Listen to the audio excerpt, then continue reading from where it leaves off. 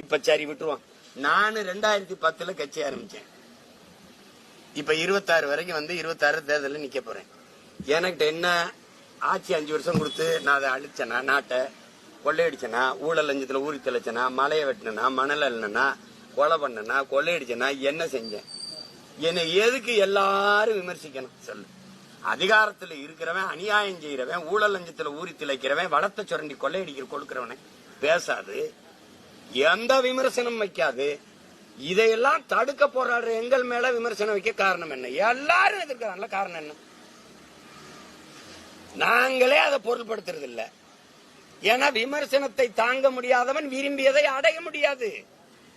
அவதூறுகளையும் அவமானங்களையும் கடக்க முடியாதவன் அற்ப வெற்றியை கூட தொட முடியாது. அந்த தத்துவத்தை கற்ற பிள்ளைகள்.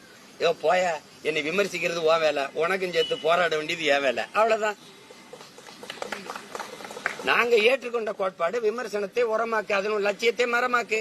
வேர்க்காம விளையாட முடியாது, விமர்சனம் இல்லாம வளர முடியாது. விமர்சிக்கிறவன் என்னை பார்த்து பயப்படுறான், இவன் அதிகமா விமர்சிக்கிறான், ரொம்ப பயப்படுறான்.